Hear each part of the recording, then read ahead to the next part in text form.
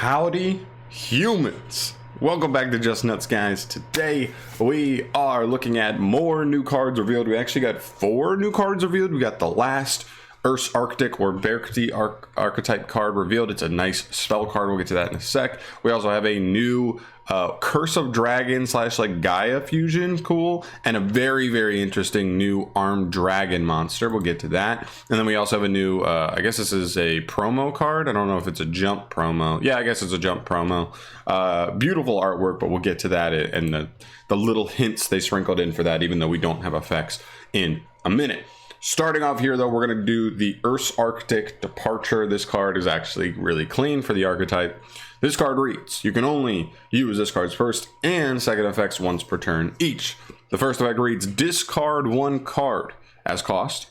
Add 2 Ursarctic monsters from your deck to your hand. So a Pendulum Call-esque search card. Second effect, if you would tribute a monster or monsters to activate an Ursarctic monster's effect, you can banish this card from your graveyard instead. You cannot use this effect during the same turn it was sent to the graveyard.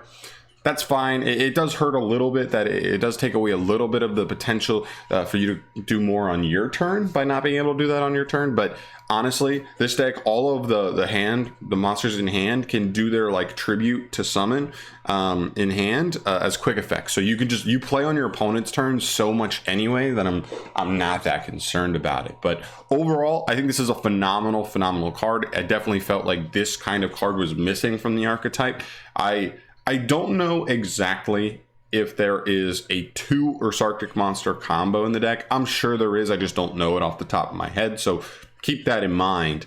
But still, I like awesome. Like I think this card is just so good. It gets you exactly the 2 like monsters you're looking for. Crazy good for consistency. It is a fairly weak Ash target / negate target because you do have to discard as cost, but it is what it is. That's the price of 2021. If you want a powerful card, it probably needs, you want a powerful starter consistency power card that's a spell, you're probably weak to Ash. It just is what it is, but we will take this nonetheless. This is an automatic 3 of, and the field spell also gives you the ability to save resources on tributing from hand. So this card just kind of like jumps right in tune with that. So very cool. The deck actually just got a good bit better in my eyes, so I'll definitely want to keep an eye on it. This deck is just like in archetype hand traps you, and you just play on your opponent's turn so much, which I think is really cool. So we'll see how that goes moving forward, but yeah, really nice.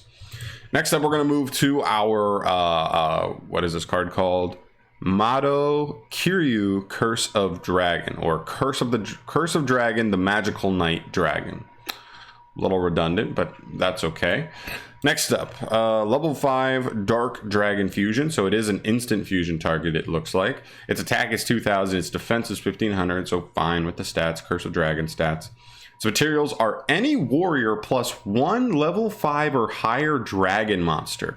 That's super interesting to me because that opens the door for this to be a super poly target, and I'm down for all the super poly targets we can get, even if they're a little bit specific like this. Warriors and dragons are two of the best types in all of Yu-Gi-Oh! It feels like every other format we've got at least one, if not both, present in the format. I mean, literally one format ago, we were looking at the 2 best decks being Infernoble and Dragon Link.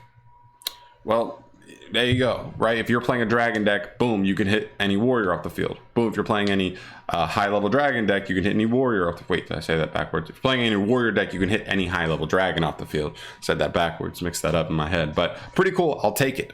You can only use this card's first effect once per turn. First effect reads, if it's fusion summoned, you can target a spell or trap card that lists the card name Gaia the Dragon Champion in its text that's in your graveyard and add it back to your hand. Okay, so recovers a resource, not too shabby. Second effect, if you would fusion summon a level 7 dragon monster, you can also use monsters from your graveyard as materials by banishing them. That's also very cool. It does only work for fusion summoning exactly a level 7 dragon monster. I don't know off the top of my head the list of possible targets for this to work other than the like regular Gaia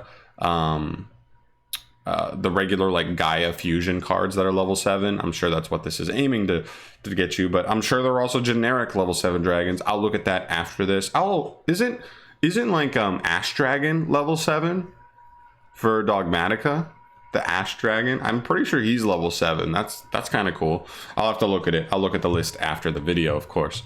But very cool. I think it's a decent card, right? Saves you resources on your next fusion summon while also getting you a resource back.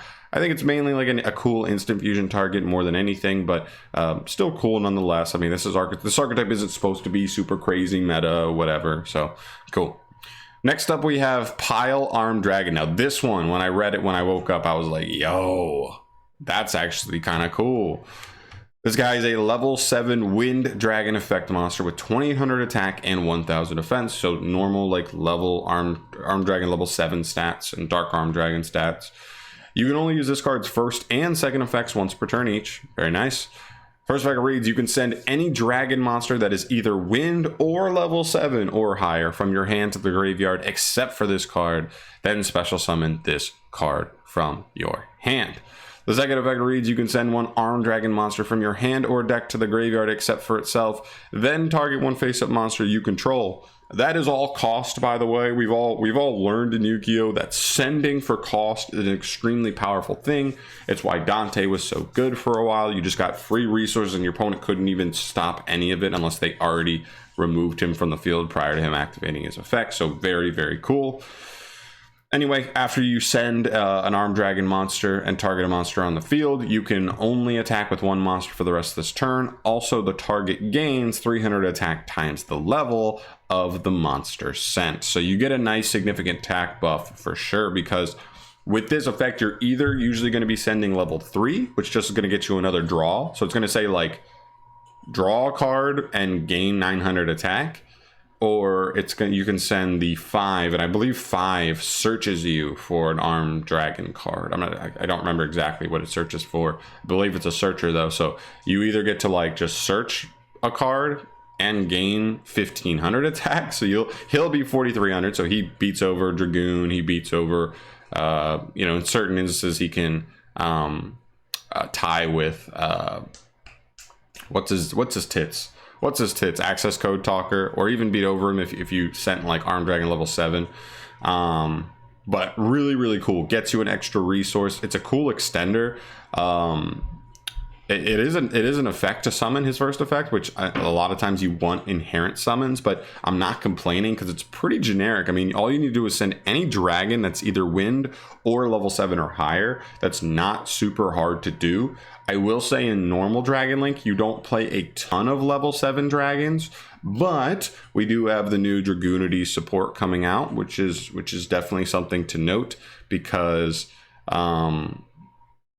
just because they're all wins, so this may fit pretty well into that archetype more so than this. So maybe we could see some kind of Dragoonity armed dragon kind of thing, where honestly the armed dragons can end on one solid piece of disruption. The question is, does it take your normal summon? Can you extend into it pretty well? But I think this card definitely helps like phase it into, combine it with other dragon archetypes, or dragon decks, especially if they're wind based. So that is very, very cool for sure. Definitely be keeping an eye on that. Then we move to the last card here, which is our next jump promo, and its name is crazy. That's what I was looking at. Nauruz Elise, the Dragon of Beauty and Faith. It's a level 7 wind dragon effect monster, so works perfectly with Pile Armed Dragon. It's a high level dragon that is useful in various kinds of decks, apparently, but that's nice and generic. It's designed to synergize well with Curse of Dragon, the Magical Night Dragon, and Pile Armed Dragon. So very cool there. It's obviously a discard fodder card for this. Maybe it has some graveyard synergy as well, so that just makes him even better with it. Which is really cool. So we'll just have to see. I love the design on it, by the way.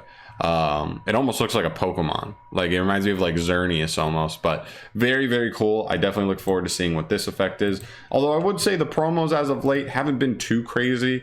I feel like since we got Link Karibo as a promo, we haven't seen anything as a promo that's like, holy shit, that card's insane. We got like some vanilla monsters. We got like the worst Chaos Greffer card. Like, we've got some weird things, but I'm not complaining. I still think they're cool cards. I just don't think they're great cards, and part of that probably is that other countries aren't doing the jump promos like they used to. So yeah, I don't know. Still look forward to seeing what it does, but this is very, very cool. That is the last Ursarctic card, I believe. So that finishes up them, and I believe that's a great first start. We'll probably have 1 or 2 more cards in what is it, Dawn of the Majesty as well, so that also will be a buff for the deck, so we just got to keep an eye on that. I really do think all 3 archetypes from the deck build pack have potential. We'll just have to see what Konami decides to do, where they decide to steer them, because we still have 1 card left for Abyss and for the what are they, the Do-Re-Mi chords, and as we all know, 1 card can change an entire deck, so we'll have to keep an eye on that. We'll probably get them soon, because the UCG gets that set straight up in like just over 2 weeks. So yeah, a lot going on here, guys. Thank you so much for watching this video. As always, sorry it's probably longer than it should be. I know I like to ramble, but I felt like there was some good information I wanted to get out to you.